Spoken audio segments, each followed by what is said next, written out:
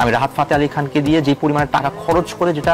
জনপ্রিয় আলোচিত ইউটিউবার সালমান মুক্তাদির দেশের নানা ইস্যুতে সবসময় নিজের স্পষ্ট বার্তা দেয়নি আলোচিত ইউটিউবার। বিপিএল এর কনসার্ট নিয়ে সমালোচনা করে সালমান বলছেন বিপিএল এর টিমগুলোর সম্পূর্ণ প্রাইজ মানি 2 কোটি টাকা।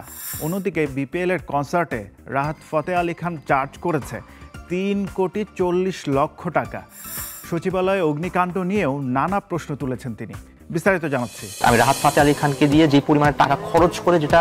সম্প্রতি পাকিস্তানি গায়ক রাহাত ফাতে আলী খানের বাংলাদেশে কনসার্ট নিয়ে ব্যাপক সমালোচনার সৃষ্টি হয়েছে। এই ইস্যুতে জনপ্রিয় কন্টেন্ট ক্রিয়েটর সালমান মুক্তাদির তার মতামত প্রকাশ করেছেন। তিনি সম্প্রতি একটি টেলিভিশন শোতে এ বিষয়ে মন্তব্য করেন, যেখানে তিনি রাহাত ফাতে আলী খানের কনসার্টের পরিস্থিতি নিয়ে আলোচনা করেন। সালমান মুক্তাদির বলেন, দেখুন, আমরা অনেক সময় সারফেস লেভেলে চিন্তা করি, তাই সবকিছু একরকম একমাত্রিক মনে হয়। আপনি কনসার্টে যাবেন, আপনি কনসার্ট নিজে উপভোগ করবেন, আপনি কনসার্ট আয়োজনও করবেন। এখানে কারো ব্যক্তিগত ব্যাপার যায় আসে না। এন্টারটেনমেন্ট, আর্ট ফর্ম এবং আর্টিস্টের কোনো সীমাবদ্ধতা নেই। এখানে আমার কোনো সমস্যা নেই, আপনারও থাকা উচিত না। তাহলে এখানে আসলে কি নিয়ে কথা হচ্ছে সেটা একটু বলি। এখানে কনসার্ট নিয়ে কথা হচ্ছে না, ভালো করে ইন ডেপথ চিন্তা করবেন।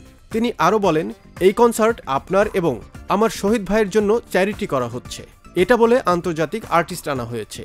এই মহান আর্টিস্ট কিনা ফ্রিতে কনসার্ট করছেন। মহান আর্টিস্ট 3.4 কোটি টাকার পারফরম্যান্স কোনো খরচ ছাড়াই করতে চেয়েছেন, কারণ তিনি আমার শহীদ ভাইয়ের জন্য টাকা নিতে চাননি।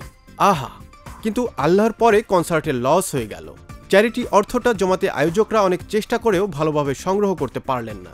অন্যদিকে উস্তাদ রাহাত ফাতে আলী এর মানবিক আবেদন শুনে আমার ভাই, ব্রাদার, আর্টিস্ট সবাই ফ্রিতে মার্কেটিং এবং পারফরমেন্স করে দিলেন। কিন্তু আফসোস, তিনি পরে আরও বলেন, এরপর রাহাত ফাতে আলী একই ট্যুরে 3.4 কোটি টাকা চার্জ করলেন বিপিএল এর জন্য। আবার বিপিএল পুরো টিমের পুরস্কারের টাকা ঠিক করল মোট 2 কোটি টাকা।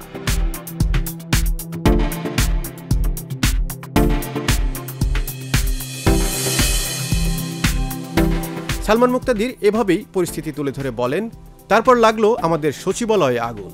ট্রাক চাপা দিল ফায়ার ফাইটারকে। কোনো সিসিটিভি ক্যামেরা নেই। আমরা গরিব দেশ ভাই। কনসার্ট করতে করতে সব শেষ, লসেই চলেছি।